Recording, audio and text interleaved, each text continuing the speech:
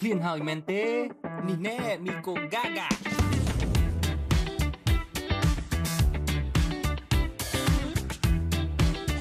Ngang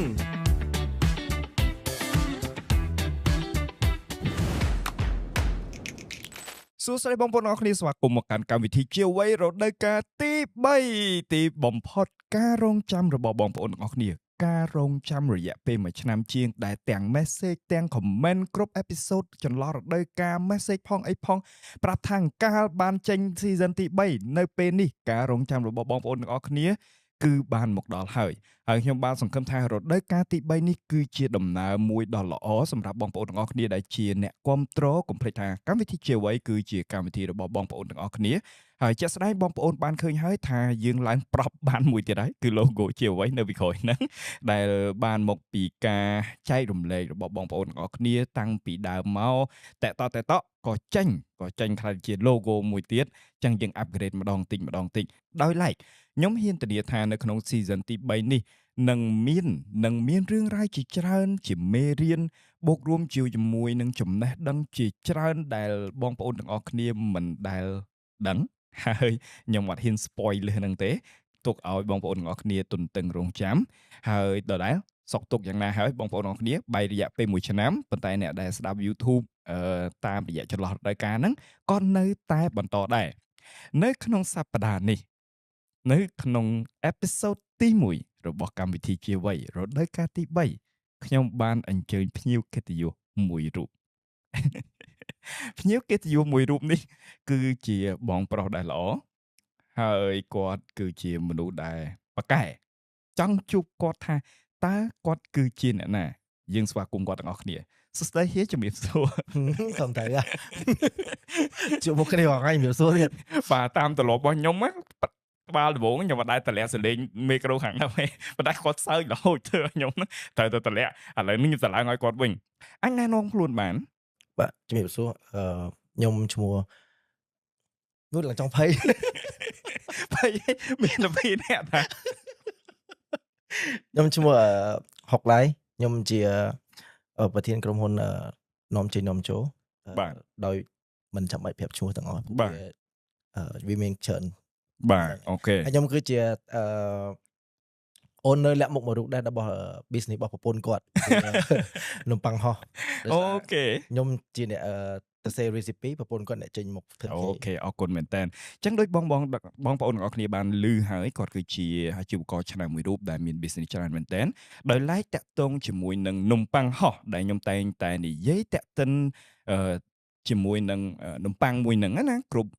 កម្មវិធីរបស់ចន្លោះរដូវកាលជាអ្វីហ្នឹងណាមិនមែនត្រឹមតែភាគហ៊ុនរបស់ប្រពន្ធខ្ញុំតែម្នាក់ទេតែនេះគឺជាភាគហ៊ុនលាក់មុខតែឃើញរូបសម្រស់ស្រស់ស្អាតអញ្ចឹងណាលយអញ្ចឹងណាសង្ហាអញ្ចឹងណាតែប៉ាកែធ្វើម្ហូបខ្លាំងមែនតើអាចនិយាយតាក់ទិនពីនំប៉័ងហោះតិចបានទេហេតុអីបានវាយកណិតបបួពួកខ្ញុំធ្វើនំប៉័ងហោះអញ្ចឹង ខ្ញុំអ្នកប្រវល់ហ៎ យើងពិភាក្សាគ្នាចូលគ្នាបាទ គេហៅថាទីមកទីទៅដែលធ្វើ business នំប៉័ងហោះហ្នឹងគឺទីមួយដោយសារខ្ញុំចូលចិត្តធ្វើម្ហូប បាទ សួរថារវល់អត់រវល់ប៉ុន្តែព្យាយាមទៅពេលដែលតនេចាប់ដើមគេហៅទៅលមាស់ បាទ ដល់ពេលលមាស់ទៅឃើញ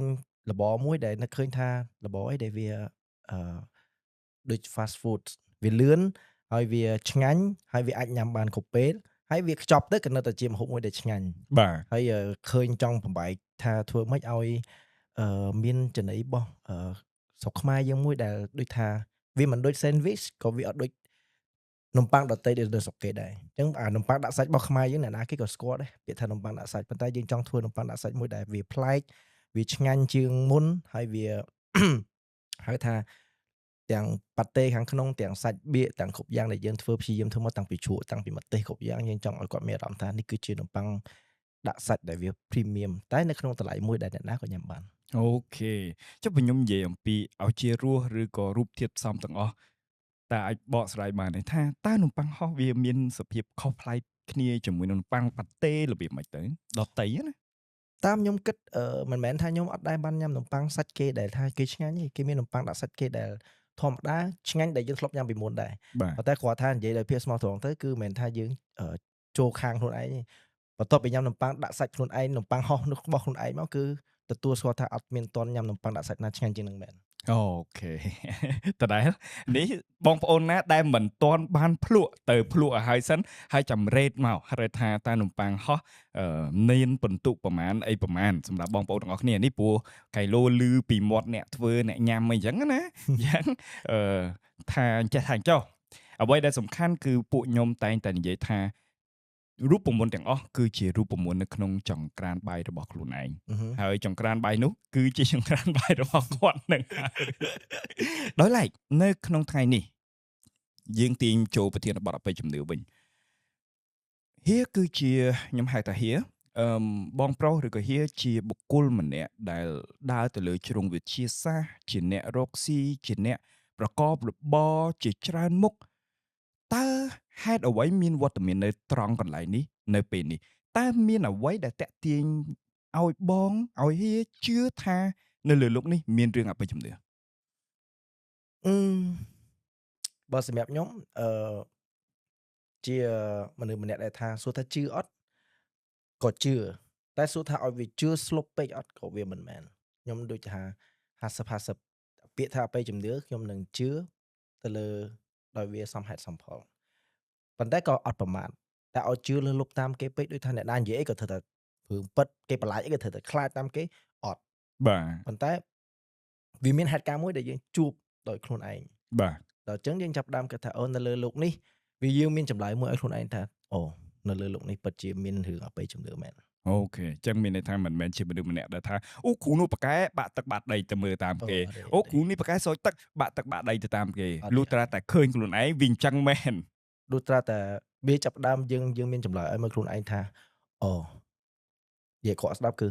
អញទទួលស្គាល់ថាពិតជាមានរឿងអបិយជំនឿមែនព្រោះដោយសាររឿងហ្នឹងវាកាត់ឡើងវាឃើញនឹងភ្នែកកាត់ឡើងនៅលើខ្លួនឯងយើងនៅក្រុមគ្រួសារយើងនៅហេតុការណ៍ដែលយើងបាននៅក្នុងនឹងផ្ទាល់អញ្ចឹងយើងនិយាយថាអត់សោះតាមវិទ្យាសាស្ត្រក៏វាអត់កើតបាទវាអត់មានហេតុផលដែលត្រូវប្រកែកបានព្រោះយើងវាត្រូវទទួលស្គាល់ឯហ្នឹងបាទអូខេនៅក្នុងថ្ងៃនេះតាមខ្ញុំដឹងហៀគាត់មាន2សាច់រឿងយកមកចែករំលែកជូនទៅបងប្អូនទាំងអស់គ្នាតែយើងអាចចាប់ផ្ដើមសាច់រឿងទី1បានទេបានប៉ុន្តែខ្ញុំប្រហែលជាត្រូវកាត់ខ្លះនឹងអត់អីតាមការគិតរបស់ហៀព្រោះអ្វីដែលសំខាន់ខ្ញុំសូមបញ្ជាក់ទៅបងប្អូនទាំងអស់គ្នាផងដែរថាត្រង់កន្លែងណាដែលខ្ញុំមិនយល់ហើយខ្ញុំជឿជាក់ថារាល់កន្លែងខ្ញុំមិនយល់ហ្នឹងប្រហែលជាបងប្អូនមួយចំនួនគាត់ក៏មិនយល់ដូចគ្នាដែរអញ្ចឹងក្នុងករណីនេះខ្ញុំនឹងចោទជាសំណួរសួរទៅហៀបានអញ្ជើញមុននឹងខ្ញុំនិយាយពីហេតុការណ៍ដែលយកមកប្រាប់ទាំងអស់គ្នាប្រាប់ទូជាមួយនឹងប្រាប់ទស្សនិកជននិងគេហៅ fan របស់ជាអ្វីហេតុការណ៍ហ្នឹងគឺស្ដាប់ទៅបើសិនជាគិតថាជឿឬក៏មិនជឿទៅលើការពិចារណារបស់ទាំងអស់គ្នាតែហេតុការណ៍ហ្នឹងគឺវាកាត់ឡើងនៅឆ្នាំខ្ញុំអត់ចាំខ្ញុំអត់អាចចាំឆ្នាំបានតែដឹងថាខ្ញុំនៅតូចតែខ្ញុំនៅដឹងក្តីបាទដល់ចន្លោះខ្ញុំអាយុប្រហែលពី12ទៅ14ឆ្នាំបាទហ្នឹងហើយដោយសារកាលហ្នឹងប៉ាម៉ាក់ខ្ញុំគាត់អ្នកអូស៊ីគាត់អ្នកអូស៊ីអញ្ចឹងទៅគាត់អត់មានពេលវេលាដូចថាសៅរ៍អាទិត្យដូចសម័យឥឡូវទេអញ្ចឹងទៅឧទាហរណ៍ថាយើងចង់ទៅលេងរមណីយដ្ឋាននេះយើងចង់ទៅលេងកន្លែងនោះចង់ទៅលេងឆ្នេរនេះឆ្នេរនោះអីអញ្ចឹងយើងអត់មានលក្ខណៈគេហៅថាកម្មវិធីដើរលេងគ្រួសារអត់មានពេលព្រោះរវល់រស់ស៊ីខ្លាំងពេកគាត់រវល់រស់ស៊ីគាត់អ្នកផ្សារគាត់រវល់រស់ស៊ីអញ្ចឹងទៅជួនទៅផ្ញើយើងមួយមីងយើងនេះជួនទៅផ្ញើយើងមួយពូយើងនោះចឹងតែអ្នកណាគេតនេមានពេលណាទៅដើរលេងហក់ឡើងឡានទៅជាមួយគេទៅបានទៅចឹងណាបាទអញ្ចឹងទៅវាមានពេលមួយថ្ងៃមួយគឺយើងទៅរមណីយដ្ឋានមួយវាជារមណីយដ្ឋានទឹកធ្លាក់ជារមណីយដ្ឋានទឹកធ្លាក់ធម្មជាតិមានភ្នំមានព្រៃព្រឹក្សាអញ្ចឹងទៅហើយវាចំនៅពេលហ្នឹងគឺខែវស្សាខ្ញុំចាំបានទឹកលំហូរទឹកគឺហូរខ្លាំងមែនទែនលំហូរទឹកគឺហូរខ្លាំងហើយម្នាក់នៅតែក្លាហានក្នុងការលេងទឹកតាមរយៈដូចអាពងកង់ឡានយើងណាបាទហើយចូលទៅខាងក្នុងហ្នឹងទៅគេចងខ្សែហ្នឹងទៅធុកមួយដើមឈើដូចប្រហែលកុំប្រហែលច្បាស់ប្រយ័ត្នគេជេរបាទអត់និយាយយើងនៅក្នុងពងហ្នឹងទៅយើងអោបពងទៅដើមឈើទាញជាមួយខ្សែហ្នឹងបានថាយើងអត់ទៅណាបើសិនជាយើងអោបពងនឹងជាប់ហើយទឹកវាចេះតែបក់តាមលំហូរជ្រោះវាអញ្ចឹងទៅហើយពូខ្ញុំគាត់មានអបិយជំនឿមួយគាត់ជឿថាអូឲ្យតែគាត់ទៅលេងកន្លែងកំសាន្តរមណីយដ្ឋានណាព្រៃព្រឹក្សាធម្មជាតិអញ្ចឹងគាត់តែងតែ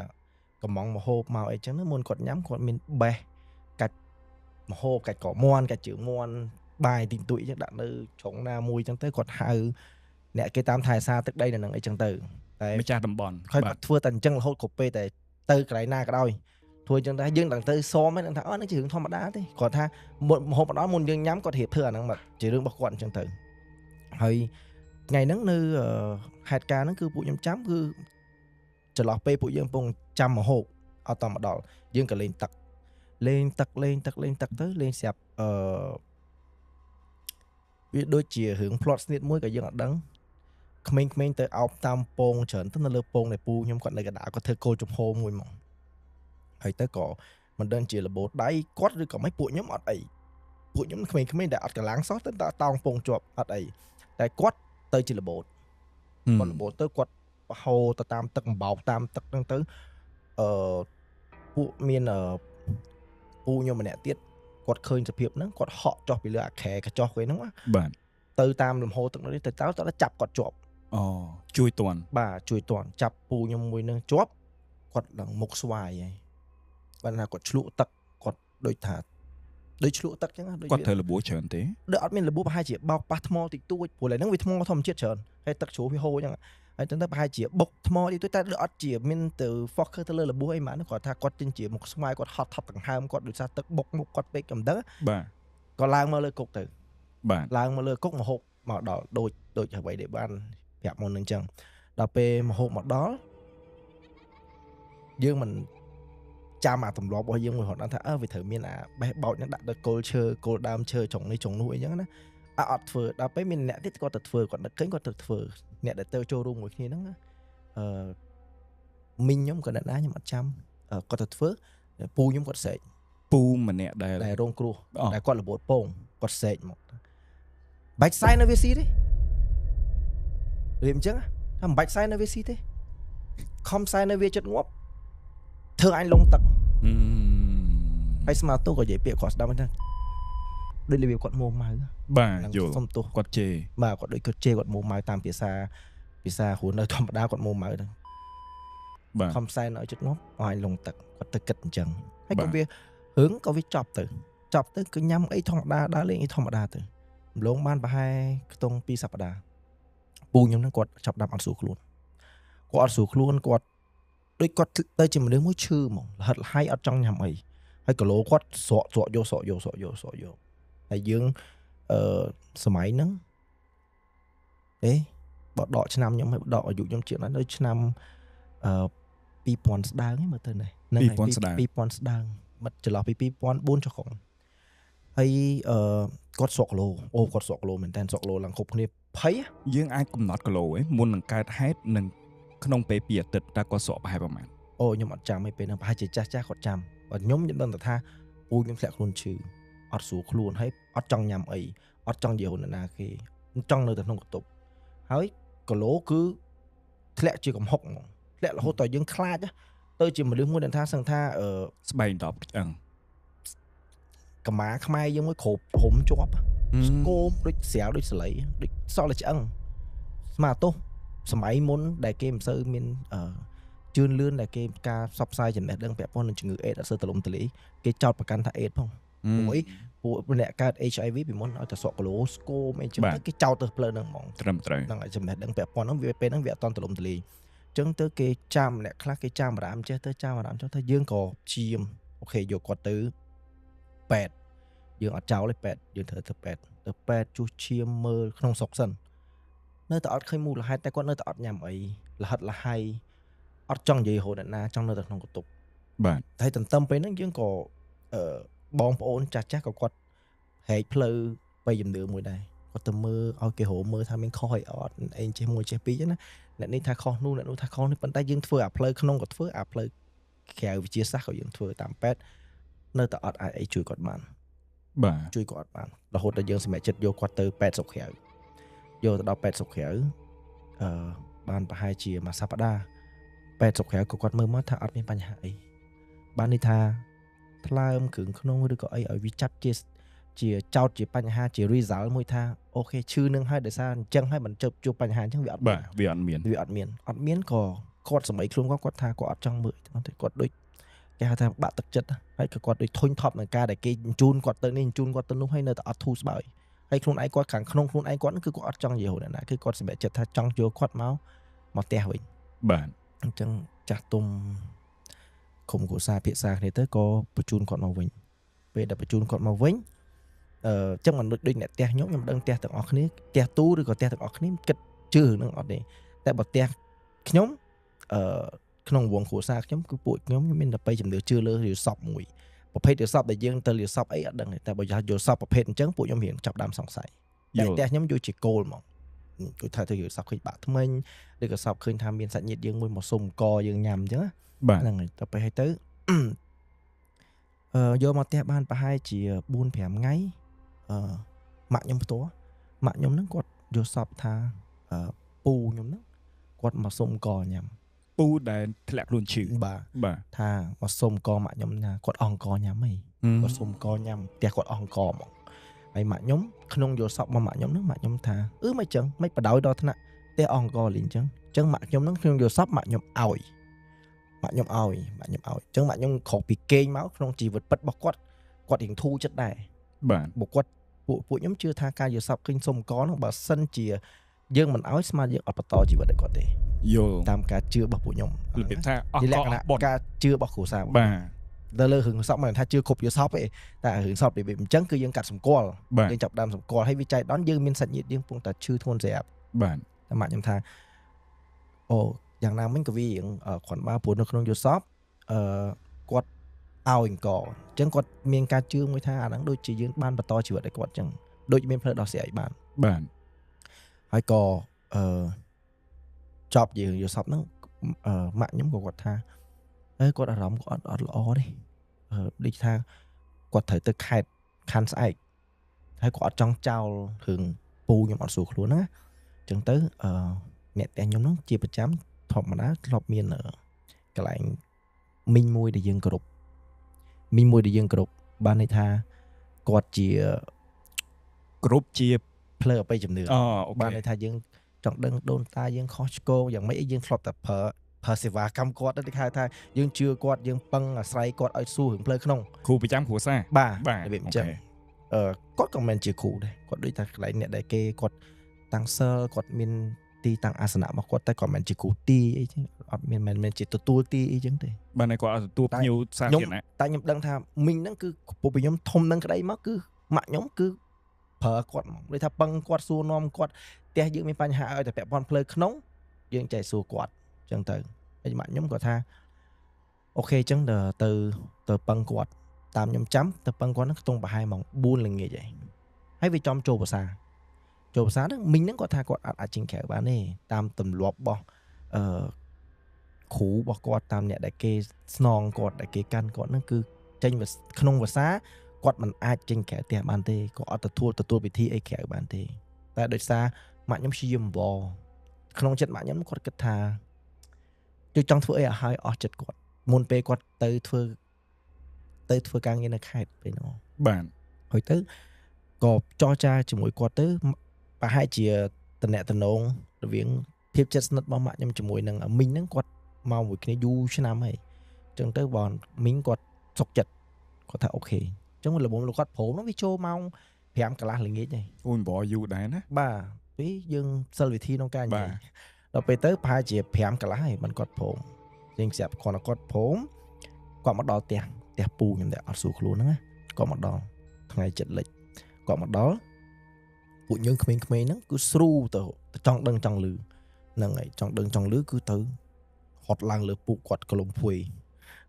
ចាំអ៊ុតមើលថាគេធ្វើអីគេចាស់អញ្ចឹងទៅមីងហ្នឹងគាត់មកគាត់អត់និយាយទាំងអស់តែចម្លែកពូខ្ញុំដែលជាអ្នកឈឺហ្នឹងគាត់អត់និយាយណាគេទេគាត់ដឹងតែសម្លឹងមើលទៅលើពេដានគាត់លិតប្របែមាត់ហើយគាត់អត់និយាយទាំងអស់លិតប្របែមាត់របៀបមនុស្សស្ងួតក៏លិតរបៀបគួរឲ្យខ្លាចលិតរបៀបដូចសត្វពស់អញ្ចឹងលិតរបៀបដូចយល់របស់ល្អនៅក្នុងខ្លួនគាត់របៀបដូចលិតប្របែមាត់គាត់សម្លឹងទៅលើពេដានហើយគាត់អត់និយាយណាទាំងអស់ហើយបើខ្ញុំចាំមែនតើទៅ ចុងកញ្ចក់ដៃគាត់ទាំង10ម្រាមគឺឡើងខ្មៅទាំង ខ្មៅចុងកញ្ចក់ ឡើងខ្មៅហ្មងសូម្បីយើងសួរពេទ្យដូចថាឈាមមិនមែនគឺយ៉ាងម៉េចអីយ៉ាងម៉េចវាអត់មានហេតុផលណាមួយត្រូវឃើញថាជាជំងឺអីតែចុងកញ្ចក់ដៃគាត់ខ្មៅហើយដល់ពេលមីងនឹងមកគាត់នៅមកស្ទុះអញ្ចឹងក៏គាត់ឲ្យយើងអញ្ចឹងយកធូបឲ្យគាត់តែទាំងអស់គ្នាគឺក្នុងកន្ទប់គេ4ជ្រុងហ្នឹងហ្មងទាំងក្មេងទាំងចាស់អីគូគេចង់ដឹងឮគ្រប់គ្នាគេចង់តាមដានគេបារម្ភគាត់ផងហើយគេចង់មើលថាតើមីងនឹងធ្វើអីហើយម៉ាក់ខ្ញុំហៅមីងនឹងមកដើម្បីអីមីងនឹងគាត់កាន់ធូបមកបាច់ទៅឃើញគាត់បិទភ្នែកហើយគាត់យកខ្លួនគាត់យកតិចតិចមកស្ទុះយូរមែនតើយូរឡើងថាចូលដល់ម៉ោង6កន្លះយប់ឡើងយូរមែនតើណាស្រាប់តែចូលមកដល់គឺកន្លែងស្រាប់កវែងទុកចោលហើយមែនតើទៅគឺយើងមានសមាជិកអត់ស្រួលខ្លួនឬក៏អីអត់ដែរប្រាប់អ្នកដទៃមកជាពិសេសគាត់នឹងក៏អត់ដែរដឹងរឿងពីមុនមកដែរ បាទ ដឹងតែពេលផ្លែតមានមនុស្សដឹងថាមានវិញ្ញាណម្នាក់នៅក្នុងខ្លួនមីងដែលយើងអញ្ជើញមកហ្នឹង ចូលសន្តិដ្ឋខ្លួនគាត់ បាទ ម្ដង ហើយគាត់អត់និយាយអីទាំងអស់គាត់ខ្ញុំឃើញតែតាមពាក្យខ្ញុំចាំពេលហ្នឹងគឺគាត់ធ្វើតែបាត់ដៃអញ្ចឹងរហូតគាត់លុញឲ្យលុញទៅលុញយូរទៅជាកំហឹងទៅកំហុញទៅដូចស្អប់របស់នៅក្នុងបាត់ដៃខ្លួនឯងអញ្ចឹងហើយដឹងស្អីថាឲ្យវាងាប់និយាយអញ្ចឹងឡើងយូររហូតដល់ម៉ាក់ខ្ញុំទៅគ្រប់នេះគេចាប់ដើមខ្លាចរៀងថយក្រោយឯងពួកអត់ដឹងថាអ្នកណាគេមកប្រកាសដល់ពេលម៉ាក់ខ្ញុំគាត់ទៅដូចថាងូចទៅអាសៀទៅចិត្តសួរថាមកពីខាងណាអ្នកណាគេចង់បានអីអញ្ចឹងស្អីក៏អត់និយាយជាមួយម៉ាក់ខ្ញុំដែរគឺដឹងតែនិយាយពីអមត់ថាឲ្យវាងាប់ហើយទៅក៏ម៉ាក់ខ្ញុំក៏ព្យាយាមចរចាថាអ្នកណាគេងាប់ខុសអីអញ្ចឹងណាសួរនាំយូរដល់ពេលព្រមឆ្លើយសុំដំបងពុតគឺចង់ញ៉ាំអីគេចាស់គេបុកម្ លូស្លា ហ្នឹងហើយអាគេបុកចូលគ្នាឲ្យទៅពី ស្លាមហ្នឹងបាទ ហើយយើងតមសម័យមុនផ្សារគេបិទអត់មានអាហ្នឹងទេយប់ឡើងដល់ម៉ោង6កន្លះតទៅផ្ទះណាមានមនុស្សចាស់ដែលគាត់ទៅពីអាស្លាមលូហ្នឹង បាទ ហ្នឹងទៅយើងសួររហូតអ្នកចិត្តខាងណាដែលគេមានអ្នកណាមានអាថ្នាំជក់ទៀតណា បាទ អាថ្នាំជក់កតុយបរិយហ្នឹងជាមួយនឹងអាស្លាហ្នឹងជាមួយនឹងអាមលូហ្នឹងមុំទៅរកបានមកដល់គឺម្នាក់នៅក្នុងខ្លួនមីងហ្នឹងគឺទៅពីយកឆៅយកហ្មងថាញ៉ាំដូចយើងឃ្លានអីមកពីណាអញ្ចឹង ដូចដាច់ដាមអញ្ចឹង បាទហើយគាត់ញ៉ាំយកទៅពីឡើងពេញមាត់ហើយបានកពូលចេញវិញធ្វើដូចរបស់ឆ្ងាញ់ណាស់ណាអញ្ចឹងហើយបានព្រមនិយាយជាមួយយើងម៉ាក់ខ្ញុំព្យាយាមសួរដដែលថាមកពីខាងណាកូនចៅខុសអីយ៉ាងម៉េចខឹងរឿងអីអញ្ចឹងបានជាសេកមួយម៉ាត់មកថាអត់ស្គាល់អញទេ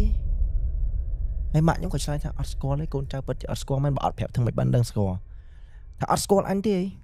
ម៉ាក់ខ្ញុំសួរថាមកពីខាងណាបើចង់ឲ្យស្គាល់ប្រាប់មកលួងនិយាយរបៀបលួងអញ្ចឹងណាគាត់ថាអញព្រាវគេតុងខៀវ បាទ គាត់តែប៉ុណ្្នឹងពួកខ្ញុំគ្រប់ពួយបាត់ខ្ញុំខ្លាចដែរខ្ញុំចាំតែស្ដាប់ខ្ញុំបើកប្រហោងតែប៉ុណ្្នេះទុកមើលប្រឡោះប៉ុណ្្នេះព្រួយទុកមើលទុកតាមដានកំសាន្តពួកគាត់អញព្រាវគេតុងខៀវនៅទឹក បាទ ឈ្មោះដែលពួកវាទៅលេង បាទ ប៊ី បាទ នៅកន្លែងនោះលេងស្រាប់យើងអត់បានចាំដែរយើងអត់ចាប់អារម្មណ៍ក៏សួរថាអញ្ចឹងមានខុសអីហេតុអីបាននៅនឹងហេតុអីបានមកនៅនេះអញ្ចឹងណា បាទ ថាខឹងសម្បាលេងសបាយខ្លួនឯងមកចោទថាគេថាគាត់នឹងជាអ្នកធ្វើឲ្យលង បាទ ជេរម៉ែគេទៅអញ្ចឹងបើយើងទៅដល់ពេលហើយធ្លាក់ថ្លើមក្ដុកហ្មងមួយថាអូយើងថយក្រោយទៅដល់ថ្ងៃដែលគាត់កាត់ហេតុវិញ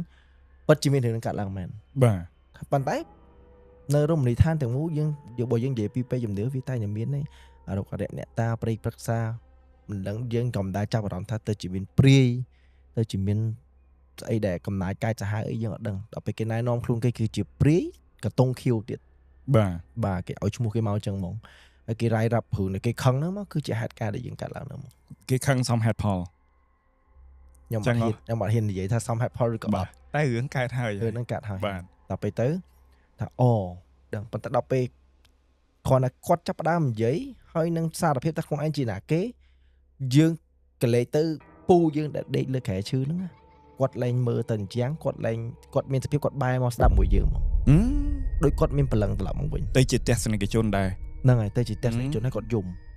គាត់ហូរទឹកភ្នែកថាអូហូចិត្តមានរឿងអញ្ចឹងមកលើខ្លួនគាត់ហើយដល់ពេលយើងទៅមើលដៃគាត់ដែលយើងបារម្ភរងថ្ងៃនេះឃើញខ្មៅមួយកណាត់នេះទាំង10រៀមនេះវាឡើងពណ៌ឈាមធម្មតាវាហាក់បីដូចអ្នកដែលនៅក្នុងខ្លួនគាត់ហ្នឹងវាចេញមកខាងក្រៅបាត់ហើយបើយើងញែករឿងហ្នឹងថាអូមុនហ្នឹងគេនៅក្នុងហ្នឹងឥឡូវគេចេញមកព្រមនិយាយគេចេញពីខ្លួនគាត់ចេញខ្លួនគាត់វាទៅជាមនុស្សធម្មតាវិញ ដូចសិលបរោយ បាទហើយលោកឃើញតបភ្នែកហ្មងហើយដល់ពេលហើយទៅគេថាយ៉ាងណាក៏អត់ព្រមដែរសម័យខ្លួនគេដែលជាភីកតុងខៀវហ្នឹងគេថាយ៉ាងណាអត់ព្រមដែរគឺគេគាត់និយាយភាសាថាយប់នេះម៉ោង12យប់យ៉ាងណាក៏ត្រូវយកទៅដែរហើយនិយាយប្រាប់យើងថាมันអាចទៅវិញដែរទេបានទេពីព្រោះអីក្បាលគោក្បាលសេះនៅមុខទេហើយស្រាប់និយាយភាសាអញ្ចឹងដូចក្នុងរឿងអញ្ចឹងនិយាយក្បាលគោក្បាលសេះនៅមុខទេហើយស្រាប់ម៉ោង12យប់នេះត្រូវទៅយកទៅ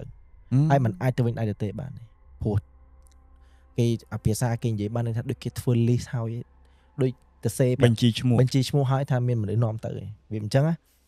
trong nước mạng nhom quạt yum phong từ Orkney Pium vò thà đời xa quạt nơi dụ nơi Khmer côn quạt nơi tôi thời ca hồ xin châm và pôn côn hay ở dụ quạt nơi tết na hay khó côn ấy ở quạt sông tô khả mà là tô trong hiệp trong là bị mất dương bên chất năng phơ ba bơi nơi vậy để khó côn năng tại sầm khăn cứ sông ở quạt cùng vô tới mình chỉ vật cùng vô tới luôn là mà luôn du đó nè luôn du mình tên là hốt đòn dương cái nắng dương là vậy thật dương tầm mơ mình được tầm mơ và tha tầm ớt mi nè na thời cho tới ba nó cứ thật chui tầm mơ nè na đại quạt thì thà cha chui thôn trộn tỉ hao ở dụ quạt tôm chủ hao chỉ nuôi ban ớt ấy chứ dương si dương đôi thà đọ đô cho trai ớt lạt phiệp bàn ấy nâng xu tha chết kiến thơm mấy bạn bạt khẳng bàn cho cha mà tu thôm bàn cây phẹp tha phồng ở bên phồng ở dương phẹp tha bay ngày khỏi ở dương từ điệp sai nơi cả lạnh cả hai nâng mộng nhom chấm mà đang tham miên mà hộp ấy là tê tạ vậy để nhom chấm cứ bẹp mòn đằng miên mòn ngáo mòn cáng hay mòn ấy mũi tiết đấy nhom mặt chấm ấy đằng miên bập hết bảy mòn hay bài sờ tìm tía chứ đằng miên sầm khăn phút quạt sầm cọt tờ lư mòn cáng mòn ngáo hay mòn ấy mũi tiết nhom mặt chấm bạn hồi tới bàn phốm phiến hay all hốt đau mong chật bầm bảy dục mình tên ta ok tờ vinh chứ còn là quạt tranh bốc minh để quạt chỉ rút non mà chui dưới nữa sập tụi này trong trường là mồm ta quạt đằng luôn màu vinh một quạt ở cái hà liệt rô lá vùng mình đứa quạt can nư thò mặt đá quạt trên nhắm slam mà lú slam trụ đang để đập pe trô rút non tới nhắm vô đập pe nhạc luôn đằng màu vinh quạt rô một quạt tháo muốn quạt thua ấy một quạt cái đai mà hay khung quạt ọc cầm lăng ấy chứ bạn nị tiền đường phèo quạt thế có chun quạt tập tôi tè về những tới dương nghiệm màu pù dưỡng soi vậy mỗi dương ấy thò mà đai chứ mình đi thò đai mỏng gì mỗi dương ấy thò mà bàn tay ăn nhầm từ đây ăn nhầm từ đây tỏ nhầm từ đấy mà nhầm tha ấy ăn trăm đã bay ngay 300 ដល់ 3 ថ្ងៃសម្រាប់ថាទៅធ្វើមកបានពួយវាស្ម័គ្រថាសំតែព្រមព្រៀងគ្នាហើយផុតពីយប់ហ្នឹងទៅឃ្លានទាញ៉ាំទៅជាមនុស្សធម្មតាអីវិញអញ្ចឹងណាដល់ពេលគាត់នៅតែរបៀបគាត់តែស្រស់ស្រាយប៉ុន្តែនៅអត់ញ៉ាំនៅលហិតលហៃនៅរបៀបសើអញ្ចឹងម៉ាក់ខ្ញុំសម្រាប់ចិត្តថាទៅធ្វើពិធីដែលគេចង់បានហ្នឹងឲ្យធ្វើមុនមកមិនចាំ 3 ថ្ងៃក៏ទៅធ្វើទៅរៀបចំធ្វើឲ្យចប់សពគ្រប់អស់ពីមនុស្សដែលយើងធៀមចិត្តថាខូចមែនតើពីព្រោះមនុស្សមួយដែលធ្វើការធាត់តលុកតលុនមនុស្សម្នាដូចយើងស្គមរហូតដល់ថ្នាក់សឹងថាហុំកាទេលដល់ពេលអញ្ចឹងបន្ទាប់ពីធ្វើពិធីនឹងហើយនៅកន្លែងរមណីយដ្ឋានដែលកាត់ហេតុហ្នឹងគឺគាត់មកញ៉ាំធម្មតាស្អីក៏អត់មានថ្នាំពេទ្យអីក៏អត់ញ៉ាំហើយហូរមានជីវិតបរិបូរណ៍ដល់ហងៃឡើងគីឡូធម្មតាសើតាមការគាត់ញ៉ាំវិញអញ្ចឹងទៅរយៈពេលប្រហែលជាត3ខែគាត់ back up មកធម្មតាវិញបាននេះរឿងទៅអញ្ចឹងនេះគឺជាការបញ្ចប់របស់សាយរឿងទី1ណាយើងនិយាយគ្នាតាក់ទិនអំពីរឿងទី1វិញវាជារឿងចម្លែកដោយសារតែរឿងទី1 កន្លែងអ្វីដែលខ្ញុំគាំទ្រគឺតំបន់ទេសចរឬក៏តំបន់កន្លែងណាដែលជាព្រៃភ្នំជាអីចឹងឬក៏កន្លែងណាដែលមានទឹកវាតែងតែមានអ្នកថែរក្សាណាស់តែមនុស្សប្រមាថអានេះខ្ញុំមិនដឹងថាតើគាត់ខឹងនឹងវាត្រូវឬមិនត្រូវយើងកុំវែកញែកត្រង់ចំណុចហ្នឹងប៉ុន្តែអ្វីដែលសំខាន់នៅពេលដែលគាត់ប្រកាសខ្លួនថាជាព្រាយកន្ទងខៀវហ្នឹងព្រាយកន្ទងខៀវបើតាមខ្ញុំដឹងហើយខ្ញុំបានសួរអ្នកចេះជាច្រើនដែរណាគេថាព្រាយហ្នឹងព្រាយកាន់សិលមិនមែនងាយនេះអានេះខ្ញុំនិយាយចោលណាថាជាព្រាយកាន់សិលអញ្ចឹងបងប្អូនទាំងអស់គ្នាបើស្ដាប់ហើយមានមតិបែបណាក៏អាចចែករំលែកបានដែរថាជាព្រាយកាន់សិលប៉ុន្តែខ្ញុំក៏ចង់ស្គាល់ថាសម្រាប់ខួរក្បាលខ្ញុំពាក្យថាព្រាយគឺអាក្រក់ហ្មងបាទហើយដល់ពេលពាក្យកតងខៀវទៀតវាហៅថាអាក្រក់ទៀតដល់អញ្ចឹងតែបើសិនជាអ្នកដែលគាត់កាន់សិលឬអ្នកដែលគាត់នៅក្នុងគេហៅថាយល់ដឹងពីរឿងអបិយជំនឿនិងស្គាល់ប្រភេទព្រាយស្គាល់ប្រភេទអីបែបអញ្ចឹងគាត់អាចទៅ comment វីដេអូរបស់ទូបានដើម្បីយើងចង់ដឹងដែរជាចំណេះដឹងថាតើព្រាយកតងខៀវនោះគាត់ចូលចិត្តរស់នៅម្ដុំណាហេតុអីបានគាត់ខ្លាយទៅជាព្រាយកតងខៀវហើយគាត់ជាព្រាយដែលចិត្តគំនិតគាត់នឹងយ៉ាងម៉េចអីអញ្ចឹងយើងក៏ចង់ដឹងដែរបាទព្រោះដដែលខ្ញុំបញ្ជាក់នៅអ្វីដែលខ្ញុំចង់ជំរាបទៅប្រិយមិត្តថាព្រាយកតងខៀវតាមខ្ញុំដឹងគឺជាព្រាយកាន់សិលដែលគាត់ស៊ីសំណែនគាត់ទទួលខ្សែផ្សោយសំណែន5ដូចគ្នាធូប5ទៀន5អីចឹងណាហើយមិនប៉ះពាល់ណាទេដោយសារប្រហែលជាគាត់ខឹងដោយសារការប្រហែសរបស់គាត់ដែលជេរប្រមាថជេរម្ដាយគេណាធ្វើឲ្យគេខឹងអញ្ចឹងទៅបានមានគណៈបែបហ្នឹងតែអ្វីដែលសំខាន់គឺនៅពេលដែលអ្វីដែលគួរឲ្យចាប់អារម្មណ៍គឺត្រង់ចំណុចនេះធម្មតាបើព្រាយមកកាច់មនុស្សគឺកាច់ទេប៉ុន្តែនេះគេចូលមកឲ្យប្រាប់ឲ្យថាក្បាលគោក្បាលសេះនៅចាំមុខផ្លូវហើយហ្នឹងហើយហាក់ដូចជាមានបញ្ជីឈ្មោះអញ្ចឹងណាអាហ្នឹងដកស្រង់ចេញពីអ្វីដែលហេតុការណ៍ខ្ញុំឃើញផ្ទាល់ភ្នែកណាទោះបីជាអានេះឧទាហរណ៍អត់ដឹងថាឧទាហរណ៍ជាព្រាយហ្នឹងគាត់កុហកក៏យើងអត់ដឹងគាត់តែធ្វើឲ្យយើងខ្លាចក៏យើងអត់ដឹងតែខ្ញុំដកស្រង់ចេញពីហេតុការណ៍ពិតប្រាកដដែលខ្ញុំឮហើយខ្ញុំឃើញផ្ទាល់ភ្នែកបាទអញ្ចឹងក្នុងករណីហ្នឹងថាក្បាលគោក្បាលសេះនៅឈរចាំនៅមុខហ្នឹងហើយអញ្ចឹងអត់មានរឿងអីអត់ត្រូវយកទេត្រូវតែយកព្រោះបើមិនអញ្ចឹងទេពីរអ្នកនោះមិនមកអត់ប្រយោជន៍ចង់និយាយទៅចឹងហ្នឹងហើយបាទអញ្ចឹងវាជារូបភាពចម្លែកដែរអញ្ចឹងក្នុងករណីនេះហើយបើសិនជាបងប្អូនទាំងអស់គ្នាមានគំនិតមានចំណេះដឹងផ្នែកហ្នឹងថាតើព្រាយកន្ទងខៀវមានអំណាចរឹតដល់កម្រិតណាហេតុអ្វីបានពាក្យដែលគាត់មានប្រសាសន៍ថាក្បាលគោក្បាលសេះនៅចាំពីមុខហ្នឹងតើគាត់អាចមានលទ្ធភាពចរចាជាមួយស្ដេចយមរាជបានតើគាត់អាចដាក់ឈ្មោះបញ្ជី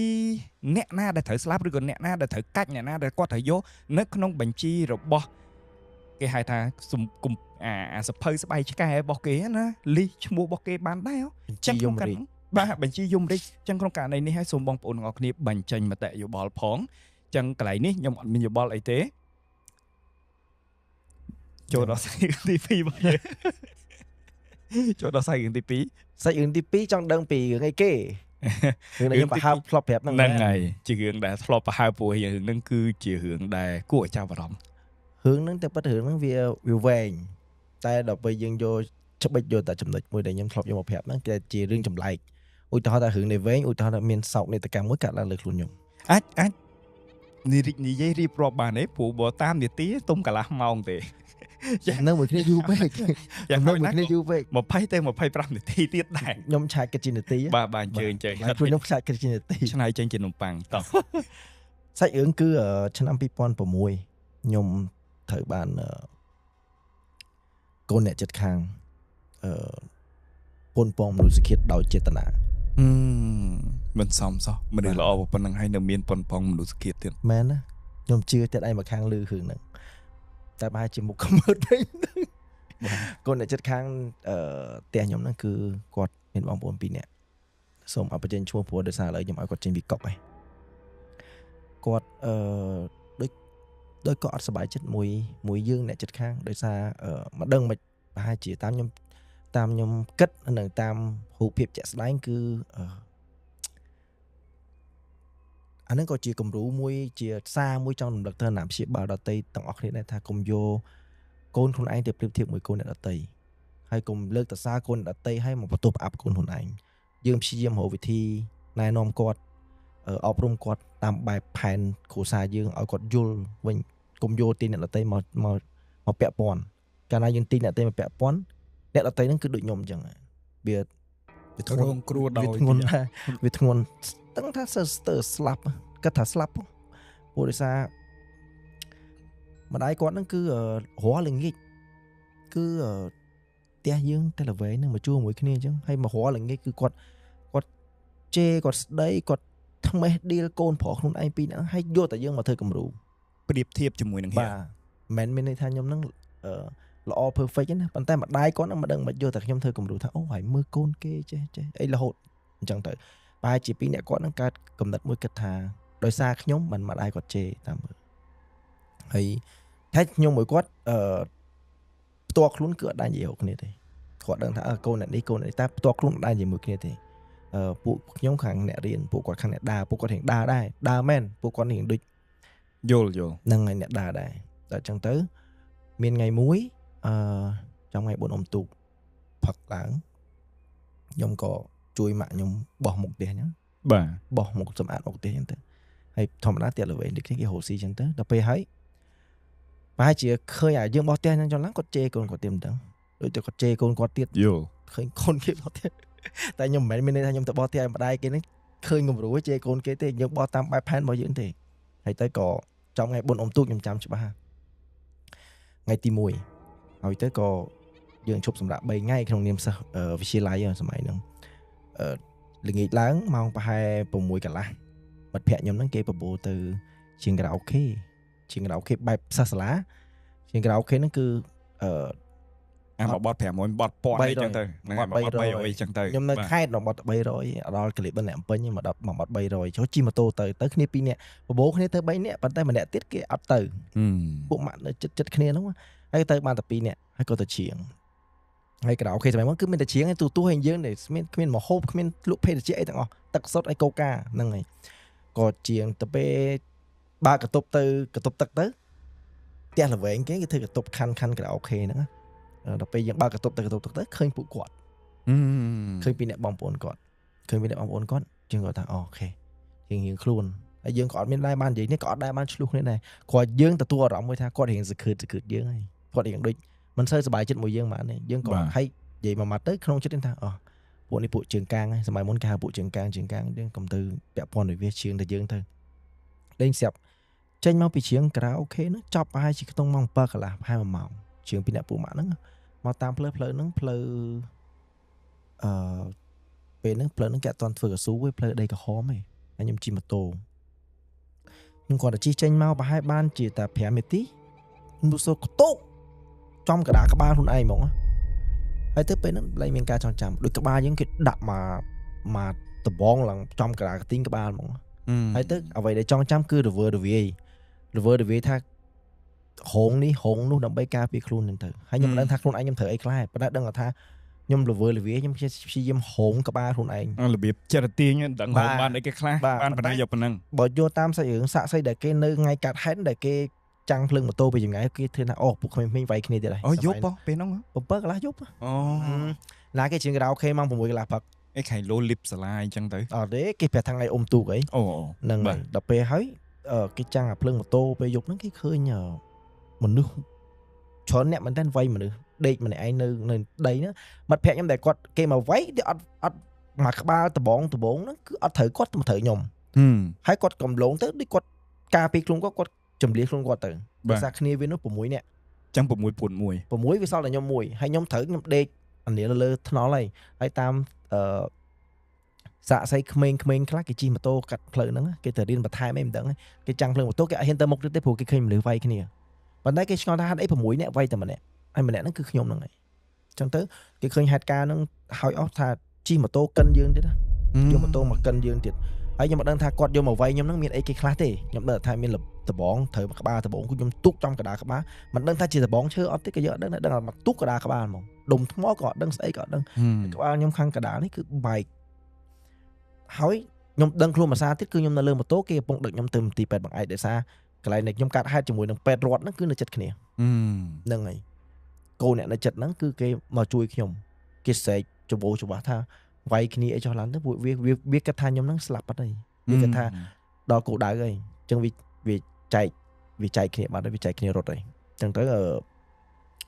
ខ្ញុំដឹងខ្លួនភាសាទៀតគឺខ្ញុំនៅលើម៉ូតូមួយដែលមានមនុស្សម្នាក់នៅក្រោយខ្ញុំហើយមានមនុស្សម្នាក់ដឹកខ្ញុំអ្នកដែលមកជួយខ្ញុំហ្នឹងគឺគេដឹកម៉ូតូខ្ញុំហ្នឹងទៅដឹកខ្ញុំទៅពេទ្យមកព្រោះពេទ្យចិត្តហ្នឹងដូចជា300ម៉ែត្រអីទេពីកន្លែងកាត់ហេតុនៅលើផ្លូវតែមួយទៀតខ្ញុំឃើញខ្នងអ្នកដែលដឹកម៉ូតូខ្ញុំហ្នឹងដឹកខ្ញុំហ្នឹងគឺសុទ្ធតែឈាមហើយខ្ញុំក៏សួរថាម្នាក់ហ្នឹងឈ្មោះខាខ្ញុំចាំច្បាស់ថាខាគេវាយខាអីដែរមែនខ្ញុំសួរគេអញ្ចឹងហើយគាត់ថាអត់ទេថាមានខ្នងខាអីសើឈាមហើយខ្ញុំឃើញដូចអាបែកស្យោទឹកឈាមហ្នឹងវាសាច់លើខ្នងគេអញ្ចឹងខ្ញុំងាកមកប្រភពទឹកឈាមហ្នឹងអាប្រភពឈាមហ្នឹងវាបាញ់ពីណាវាបាញ់ចេញពីដៃខ្ញុំនេះដៃខ្ញុំនេះមានស្លាកស្នាមតួហ្នឹងហើយបាទវាបាញ់ចេញពីដៃដូចធ្លីស្យោទឹកអញ្ចឹងដល់បាញ់ចេញទៅខ្ញុំស្លាប់មួយសារទៀតព្រោះខ្ញុំឃើញឈាមអត់បានណាមួយប្រហែលជាត្រូវធ្ងន់ហើយខ្ញុំឃើញឈាមអត់បានខ្ញុំដឹងខ្លួនម្ដងទៀតខ្ញុំនៅលើក្រែពេទ្យព្រោះឃើញមនុស្សចម្រូងចម្រាសដូចក្នុងរឿងអញ្ចឹងដូចសរ៉ែនផងអីផងខ្ញុំនៅក្រែពេទ្យគេពងកាត់សក់ខ្ញុំហើយដឹងខ្ញុំស្រែកថាអូកុំអោយប៉ាម៉ាក់ខ្ញុំឃើញខ្ញុំកុំអោយម៉ាក់ខ្ញុំយំខ្ញុំដឹងថាចាំមកតាពាក្យហ្នឹងហើយខ្ញុំស្រែកថាកុំអោយម៉ាក់ខ្ញុំយំព្រោះខ្ញុំឃើញស្រមោលខ្ញុំព្រាលឃើញម៉ាក់ខ្ញុំស្រែកទៅហូរយំហើយក៏បាត់ស្មារតីមួយសារទៀតទៅមកដឹងខ្លួនមួយសារទៀតគ្រប់យ៉ាងគឺដូច zombie ហ្មងគេហុំស្លបួសមុខអីសតតែភ្នែក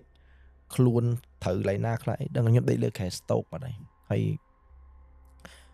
យប់ហ្នឹងគឺគេនៅពេទ្យបងឯកហ្នឹងហើយខាងភ្នែកអាញាធរគេធ្វើការរបស់គាត់ទៅសមត្ថកិច្ចគេធ្វើការស៊ើបអង្កេតរបស់គេអីទៅរកវាយើងក៏ដឹងដែរហើយក៏ស្អែកឡើងក្បាលខ្ញុំសិតតែកប៉ោងសិតតែទឹកក្បាលទុនដូចទឹកដូចអាឡឹកទៅទឹកឡើងពេញក្បាលខាងក្រោយដោយពេទ្យគេសន្មតថាដូចជាអត់ទៅរួចទេព្រោះក្បាលត្រូវធ្ងន់ណាក៏គេបូបមុខខ្ញុំវិញអាលួយអស់ហ្មងព្រោះវាដាក់មុខខ្ញុំជិះកិនម៉ូតូកិនមុខខ្ញុំនៅលើថ្នល់ដីសិតតែគ្រោះហ្មងយល់បាទហើយទៅពេទ្យនឹងគេពិភាក្សាគ្នាទៅថាត្រូវបញ្ជូនខ្ញុំមកកាឡាម៉ែតក៏បញ្ជូនលើកទី1ក្នុងជីវិតជិះឡានអាំឡង់ដាក់លើអាទេសគេរុញឡើងហ្នឹងបាទអូអ្នកដែលធ្លាប់ជិះឡានហ្នឹងមិនខ្ញុំយកអារម្មណ៍ហ្នឹងអញ្ចឹងមិនខ្ញុំឥឡូវខ្ញុំឲ្យតែឃើញឡានហ្នឹងខ្ញុំប្រាប់តកងឡានខ្ញុំគឺអែបដាច់ខាតទៅឲ្យគេមកព្រោះយើងធ្លាប់នៅក្នុងហ្នឹងយើងយកអារម្មណ៍ថាធ្វើម៉េចទៅឲ្យដល់លឿនបំផុតបាទហើយអារម្មណ៍នៅក្នុងហ្នឹងទោះបីជាយើងមិនធន់ក៏ដោយធន់ថប់បងប្អូនធន់ថប់មែនតើហ្មងវាហត់យើងហើយវាធ្វើយើងមានអារម្មណ៍ថាដូចក្នុងមួយឈូសអញ្ចឹងដល់ពេលហើយទៅមកដល់ពេទ្យគេ scan គេអីចុះឡើងទៅខ្ញុំថែខ្លួននៅកាឡាម៉ែតហ្នឹងក៏រៀងធូរបន្តិចទៅ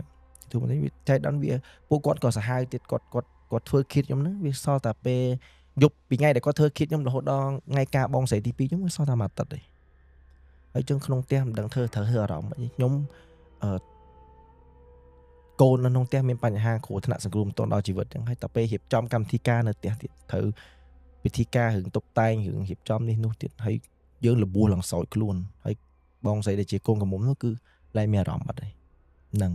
អញ្ចឹងខាត់ការហ្នឹងកាត់តែប៉ុណ្្នឹងណាខ្ញុំ detail ទៅវាវែងហ្នឹងហើយវែងទៅវែងរឿងហ្នឹងវែងមែនតើបើនិយាយរឿងហ្នឹងរឿងវែងចូលដល់កំសត់ទៅលើកើតទេបាទ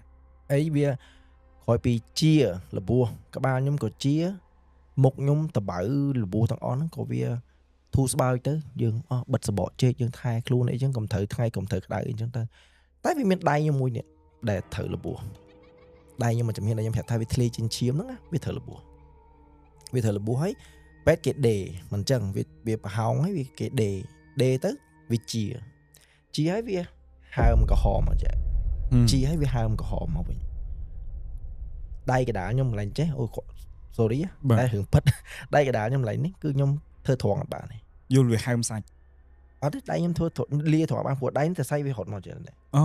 ចាកន្លែងនេះរបស់ខ្ញុំមិនដឹងកាត់អីដៃខ្ញុំលាត្រង់ជាអត់បាន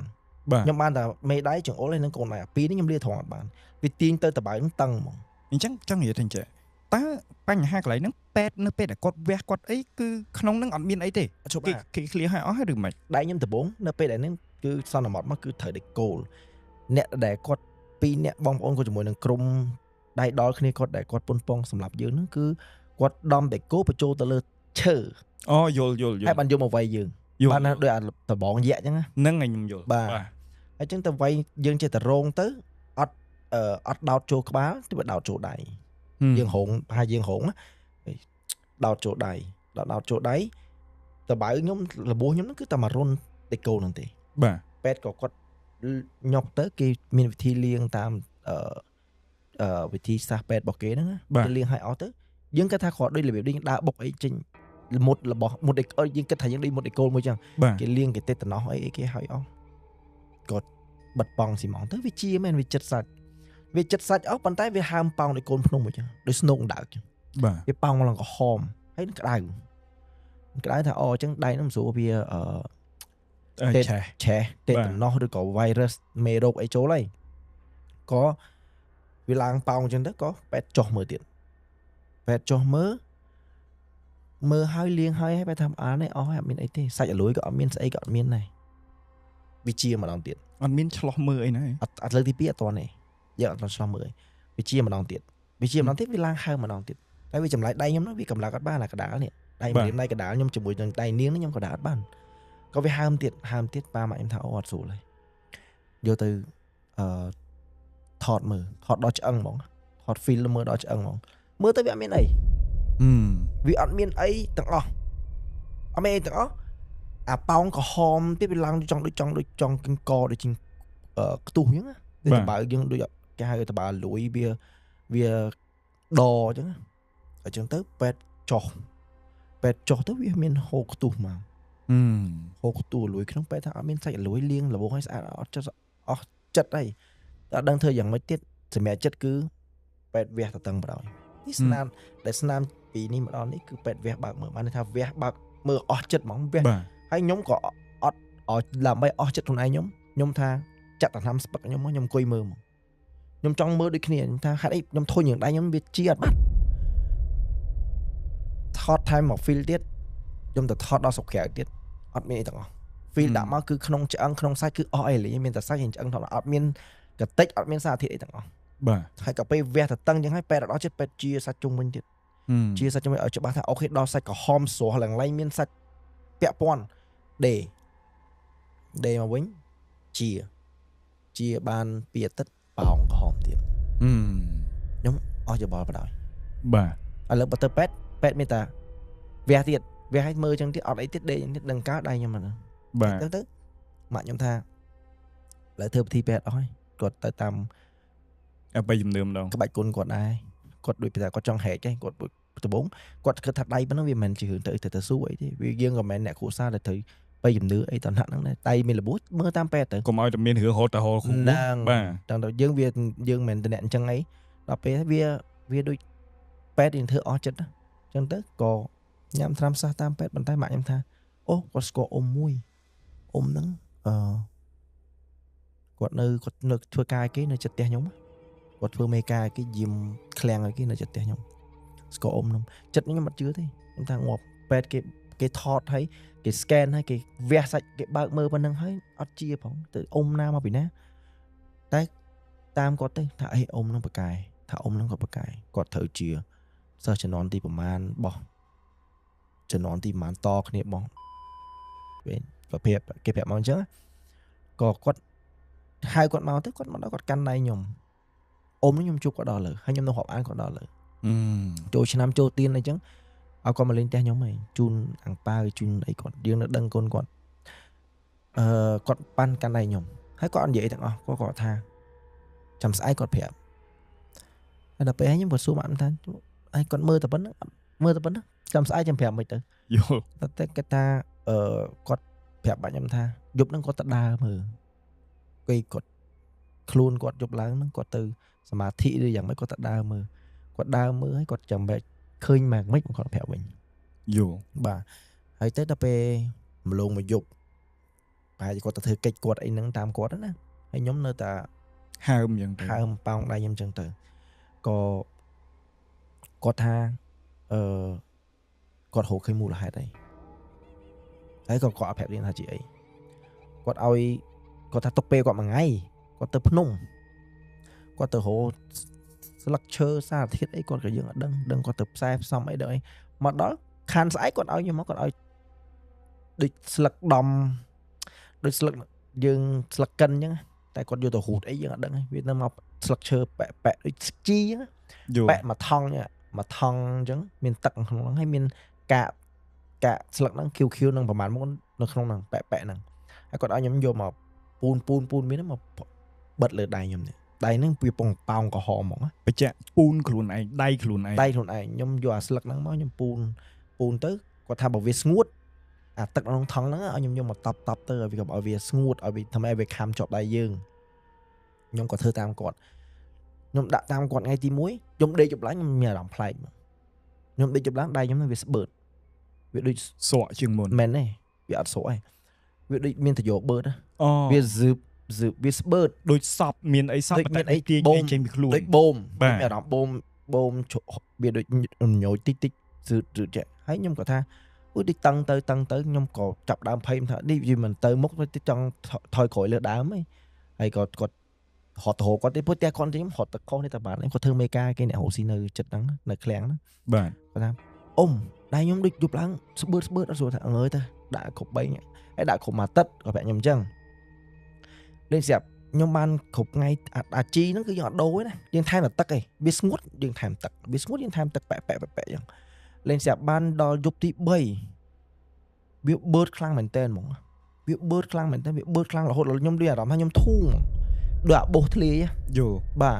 ដូចខ្ញុំធូរហ្មងតែខ្ញុំអត់ហ៊ានបើកព្រោះគាត់ប្រាប់ខ្ញុំថាមួយអាទិត្យខ្ញុំក៏អត់ហ៊ានបើកមើលប៉ុន្តែដល់ថ្ងៃទី5គ្រប់ថ្ងៃទី5វានៅខុស2ថ្ងៃទៀតខ្ញុំសម្រាប់ចិត្តថាខ្ញុំលួចមើលហ្មងខ្ញុំថាខ្ញុំលួចមើលព្រោះអីម្រាមដៃខ្ញុំដាក់5លាបាន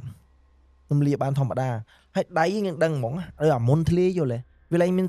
ដៃយើងឡើងលបូនយើងឡើងតឹងឡើងអីវាធូរហ្មងវាធូរខ្ញុំប្រាប់ប៉ាម៉ាក់ខ្ញុំថាខ្ញុំចង់បើកមើលគាត់អត់ឲ្យគ្រប់7ថ្ងៃតាមគេទៅបើគេឲ្យ7តាមគេអញ្ចឹងណាហើយខ្ញុំថាអញ្ចឹងក៏បានដែរតែខ្ញុំឡើងទៅលើឡើងខ្ញុំលួចបើកក្មេងដែរពេលហ្នឹងខ្ញុំលួចបើកខ្ញុំបើកមើលទៅអាឡើងជាប់ជីហ្នឹងបើកមកវាជាប់អាស័យមកដុំប៉ុណ្ណឹងហើយឡើងខ្មៅឈើអាស័យដូចចកឹះយ៉ាងហ្នឹងតែអាស័យមានសបកអាស័យអត់តាន់គេ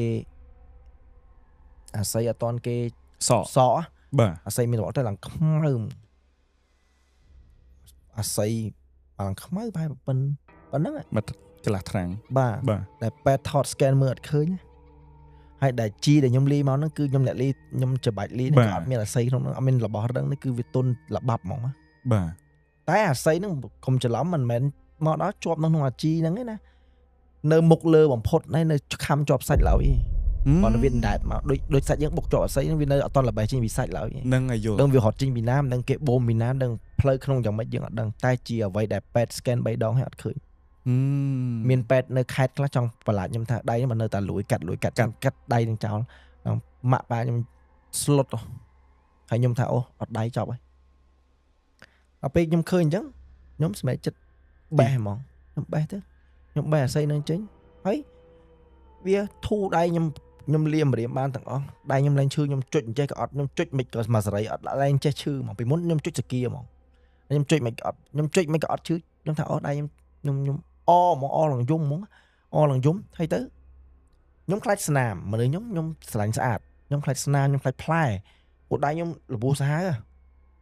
ឡើងនេះមកទៅវែងអញ្ចឹងមិនឲ្យខ្លាចផ្លែមិនខ្ញុំហត់ទៅគាត់ទៀតហើយខ្ញុំថាអ៊ំដៃខ្ញុំធូរខ្ញុំជាអីចឹងណា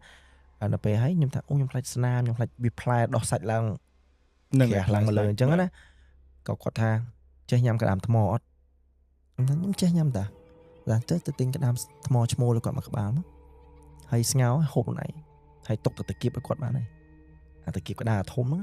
ខ្ញុំញ៉ាំតាមគាត់ទៅខ្ញុំមានអីពិបាកគ្រាន់តែគេខ្ញុំថាជឿមិនជឿគ្រាន់តែ បានញ៉ាំរបស់ឆ្ងាញ់ហើយមានបញ្ហាអី ជឿមិនជឿគ្រាន់តែហូបក្តាមថ្មមានអីពិបាក បាទ ក៏ស្ងោមកក្បាលក្តាមឈ្មោលទៅខ្ញុំហើយស្ងោមកទុកតាគៀបគាត់មកគូហើយឲ្យតាគៀបទៅគាត់ទៅតែគាត់យកសាច់ទេណាឲ្យតែសបកតាគៀបទៅគាត់ឯងស្អែកឡើងគាត់មកផ្សារទៀត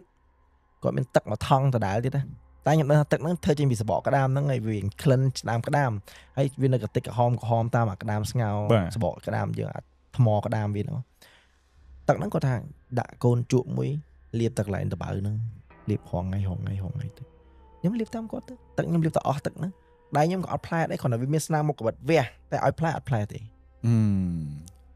តែប៉ុណ្ណឹងហើយជាការតបស្នងពេលហ្នឹងដូចជាម៉ាក់ខ្ញុំទិញជាតិមាសមួយវង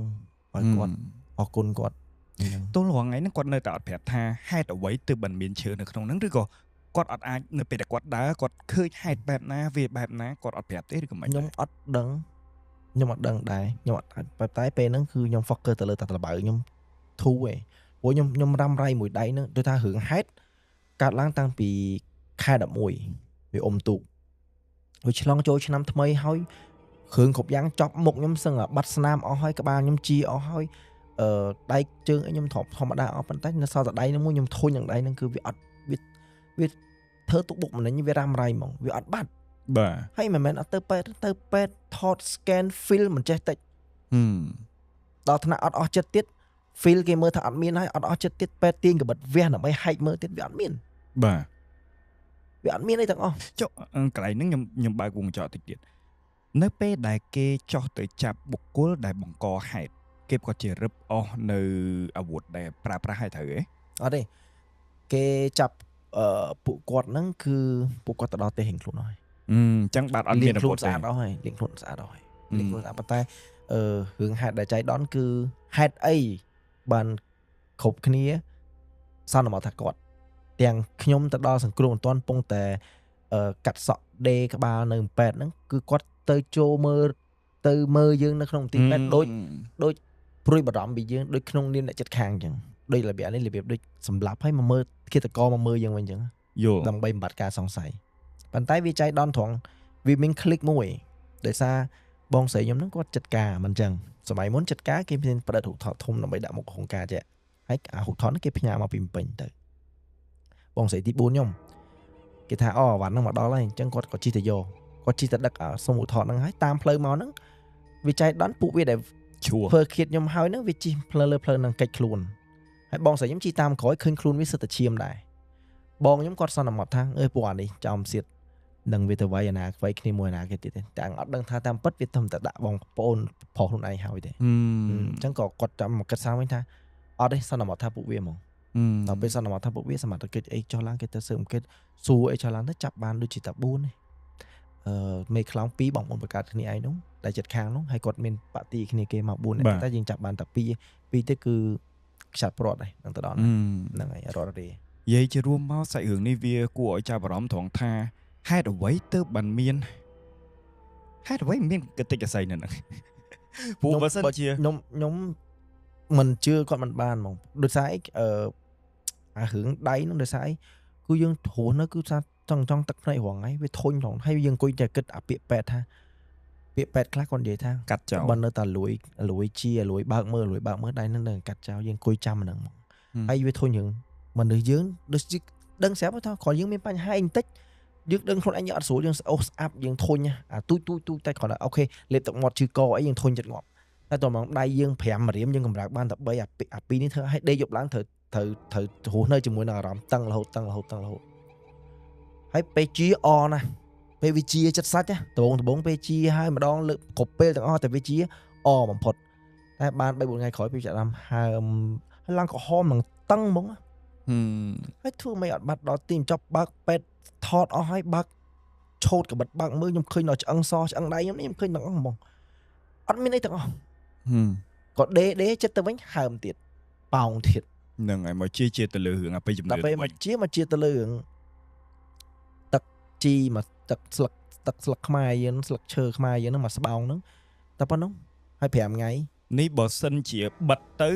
អាកតិចឈើហ្នឹងនៅខាងក្រៅយើងអាចស្មានថានៅក្នុងហ្នឹងប្រហែលមានកតិចឈើតែដល់ពេលកតិចឈើហ្នឹងនៅជាប់សាច់យើងនៅឡើយគឺនៅជាប់សាច់ខ្ញុំគ្រាន់តែវាមិនដែលមកមុខលើហ្នឹងហើយអញ្ចឹងហេតុអីបានចាប់ដាក់ខ្ញុំចាប់ដើមដឹងថាខ្ញុំធូរដៃមកពីប្រហែលជាបើយើងនិយាយពីបើឧទាហរណ៍ដករឿងពេទ្យចឹងប្រហែលជាវានៅខាងក្នុងហ្នឹងដោយអីមួយយើងអត់ដឹងហើយវាអាចជាតិស្លឹកឈើហ្នឹងវាបឺតតែវាមិនសមត្រង់ចេះបើ scan មានអាគេ scan ប្រឡោះប៉ុណ្ណឹង scan បដៃចឹងហ្នឹងពាក្យថា scan ដឹងស្រាប់ហើយឃើញទាំងអស់បាទវាស៊ីទ្រូវាស៊ីទ្រូដល់ឃើញតែឆ្អឹងសុទ្ធទេបើយើង scan ឃើញតែឆ្អឹងឆ្នោតគត់មកឆ្នោតឆ្អឹងពណ៌សគត់បើសិនមានអីផ្សេងវាត្រូវមាននៅក្នុងសាច់ទាំងអស់ហ្នឹងហើយដែលចង់និយាយថាតែយើងសោកដៃ scan គឺយើងសោកទៅហើយខ្ញុំដៃហ៎ពេទ្យខេត្តពេទ្យឯកជននៅខេត្តនៅភ្នំពេញហើយទៅដល់សុខភាពទៀតប្រទេសជិតខាងទៀតឃើញបាទធ្វើអីវាយ៉ាងម៉េចដែរបងប្អូនទាំងអស់គ្នាសម្រាប់សាច់រឿងមួយនេះវាពិតជាទំដងមែនតែនហើយមានសារអប់រំជាច្រើននៅក្នុងកន្លែងនេះប៉ុន្តែអ្វីដែលខ្ញុំចង់សង្កត់ធ្ងន់ខ្ញុំឃើញចរាចរណ៍នៅប្រទេសកម្ពុជា ជាផ្សេងនៅទីក្រុងភ្នំពេញមានបុគ្គលមួយចំនួនតូចដែលគាត់នៅតែមិនមានការអធិស្ឋានចំពោះឡានពេទ្យសំបីតែខ្ញុំក៏ដោយតែឃើញឡានពេទ្យពីក្រោយខ្ញុំបើកឬក៏គ្រួសាររបស់ខ្ញុំបើកគឺខ្ញុំត្រូវតែអែបគៀនដែរ ខ្ញុំអត់បានទេ បាទដាច់ខាត់ត្រូវតែអែបគៀន ខ្ញុំនៅខ្ញុំមានតកងឡានឬក៏ខ្ញុំបើកខ្លួនឯងក៏ដោយតែខ្ញុំគ្រប់តកងឡានទាំងអស់ដែលមកចូលធ្វើការកន្លែងខ្ញុំនៅពេលដែលខ្ញុំក្នុងឡានឲ្យតែខ្ញុំលឺសូរឡានសារ៉ែនខ្ញុំមិនតបបានមើលថាសារ៉ែនថាដឹកនាំឬក៏សារ៉ែនពេទ្យទេថាធ្វើយ៉ាងម៉េចក៏ដោយរកវិធីអែបឲ្យបានលឿនបំផុតព្រោះខ្ញុំធ្លាប់អ្នកមិនអ្នកធ្លាប់អង្គុយនៅក្នុងឡានពេទ្យគឺខ្ញុំអ្នកដែលនៅក្នុងហ្វ្រង់កាហ្នឹងខ្ញុំយល់ ខ្ញុំដេកលើក្រែដែលគេហិត បាទ ហើយក្បាលខ្ញុំគេដាក់កង់ឡើងតឹងទាំងអស់កុំឲ្យខ្ញុំអង្គើព្រោះក្បាលខ្ញុំទន់ទឹកហើយពេលហ្នឹងអារម្មណ៍យើងពីខេត្តមកដល់ភ្នំពេញបន់ថាធ្វើយ៉ាងម៉េចឲ្យតែមកដល់ពេទ្យ បាទ ពួកអង្គុយនោះដូចអង្គុយក្នុងជួយថប់ហើយយើងភ្នែកយើងកលេចឃើញឆ្វេងស្ដាំសិតតែក្អីសងខាងដែលសាច់ញាតិជាមួយនឹងពួកម៉ាក់ចិត្តដិតយើងខំមកដើម្បីកដោយើង ហ្នឹងហើយវាជាអារម្មណ៍មួយ អា depress រម្មណ៍មួយដែលថាអូពិបាកអារម្មណ៍ពិបាកមែនតើអញ្ចឹងមិនថាចង់ចែកម្លែកសារណាសូមបងប្អូនទាំងអស់គ្នាអ្នកដែលគាត់ធ្វើចរាចរណ៍តាមដងផ្លូវម៉ូតូក៏ដោយជាឡានក៏ដោយឡានទូចក៏ដោយឡានធំក៏ដោយជាលម៉កក៏ដោយតុកតុកក៏ដោយឲ្យតែលឺសូឡានពេទ្យព្យាយាមឲ្យអស់ពីសមត្ថភាពរបស់ខ្លួនឯងហូរកន្លែងអែបឲ្យຕົកចន្លោះឲ្យគាត់ទៅបានលឿនបំផុតតាមតែអាចធ្វើទៅបាន បាទ មកជួនកាល5វិនាទីឬក៏5នាទីដែលយឺតនឹងធ្វើឲ្យមនុស្សនឹងបាត់បង់ជីវិតក៏ថា បាទឯកភាព ហើយបើ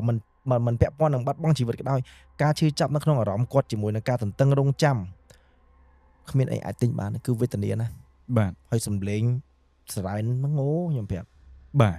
អាថងចំណុចនេះខ្ញុំចង់ភ្ជាប់ដូចគ្នាដែលថាមានបងប្អូនមួយចំនួនទួចគាត់គិតថាពេលវេលារបស់គាត់ជាមាសប្រាក់ដែលគាត់ប្រឡោះប៉ុណ្ណឹងទៅជាមួយឡានពេទ្យបងប្អូនទាំងអស់គ្នាត្រូវចាំថាមិនមែនសាច់ញាតិរបស់បងប្អូនធ្វើមិនក៏សមដែរតែនៅពេលដែលបងប្អូននៅក្នុងបរិយាកាសមួយនឹងនៅក្នុងបរិបទមួយនឹងទើបបងប្អូនដឹងថាហេតុអ្វីកាលនោះខ្ញុំមិនកិច្ចឲ្យគេតតែបងប្អូននៅក្នុងឡានពេទ្យនឹងតែម្ដងជាអារម្មណ៍មួយដែលបងប្អូនទាំងអស់គ្នាមិនគួរតែរក្សាថាឲ្យតែលឺសារ៉ែនមិនបាច់ខ្វល់ថាសារ៉ែនអីទេអែបគេណាស់ហើយទៅ ហ្នឹងហើយ បន្ថែមពីលើនឹងទៀតខ្ញុំចាប់បានសារមួយដ៏ល្អជាការប្រៀបធៀបហ៊ានមានសារអីជូនទៅការប្រៀបធៀបកូនទេ ប្រៀបធៀបយ៉ាងម៉េចរឿង ដើមហេតុរបស់ហ៊ាដោយសារជាការប្រៀបធៀប ហ្នឹងហើយគឺជាសារមួយដែលចង់ប្រាប់ទៅបងប្អូនទាំងអស់គ្នាដែលជាអាណាព្យាបាលគេមិនថាជាពុកម្ដាយបង្កើតឬក៏ជាគាត់ជាអ្នកបន្ទុកក្នុងគ្រួសារដែលយើង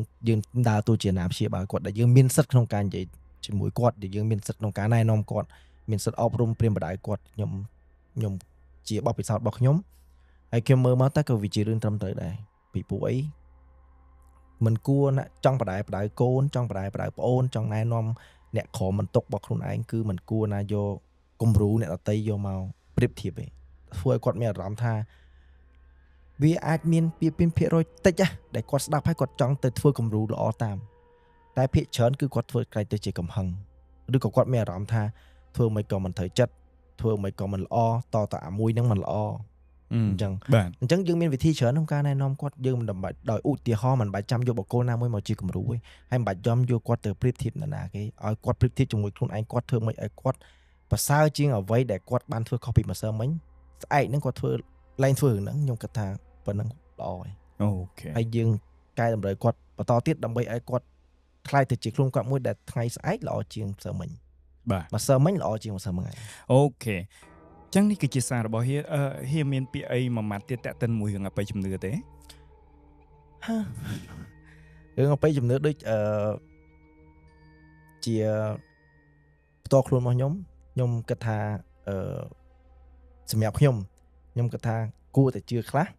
ប៉ុន្តែជឿដោយបញ្ញា បាទ ជឿដោយមានហេតុផលថ្លឹងថ្លែង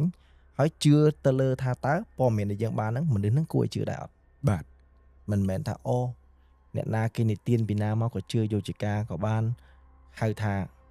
ថ្មម្ដុំអត់ដឹងនឹងប្រវត្តិពីណាមកសោះគេគ្រាន់តែថាអ្នកហ្នឹងក្នុងហ្នឹងគេថ្មគេជាអីនាំគ្នាទៅលូនទៅក្រាប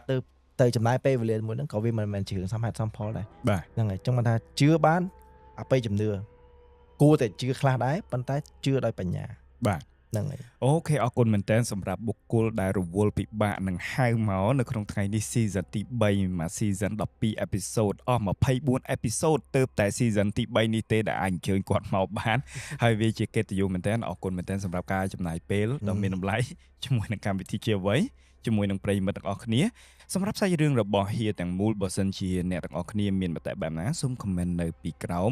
ដដែលសូមមេត្តាបង្ប្រកាន់ភ្ជាប់នៅអកប្បកិរិយាមួយដែលល្អដែលមានការគោរពគ្នាទៅវិញទៅមកពីកម្មវិធីជាអ្វីមាន merchandise ជូនទៅហៀដូចគ្នា អូអរគុណ បាទជាមួយជាផលិតផលដំបូងរបស់កម្មវិធីជាអ្វីនេះគឺជាទឹកចិត្តតិចតួចអត់មានអីជាដុំកពួនទេបើគិតជាម៉ោងក៏អត់ដឹងទេមិនដែរចឹងមានតែកាដូតិចតួចដែលឆ្លុះបញ្ចាំងពីចិត្តជូនទៅហៀ អរគុណ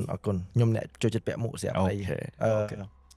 បានមួកថ្មីឈ្មោះជាអ្វីមួយល្អដែរ អរគុណណាស់សង្ឃឹមថាបងប្អូនទាំងអស់គ្នាចូលចិត្តនៅអេពីសូតទី1នេះក៏គ្រាន់តែជាអេពីសូតបើកក្បាល season ទី3តែប៉ុណ្ណោះយើងនៅសល់11អេពីសូតទៀតចឹង complete សោះរងចាំទស្សនា11អេពីសូតតទៅមុខទៀតនៅពេលនេះខ្ញុំបាទវីទូនិងភ្ញៀវកិត្តិយសនឹងសូមអរគុណនិងសូមជម្រាបលាយើងជួបគ្នានៅអេពីសូតទី2 អូខេបាយបាយ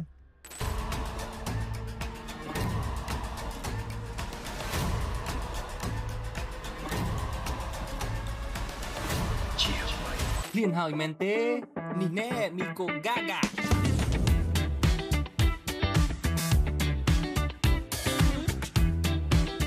ឆ្ងាញ់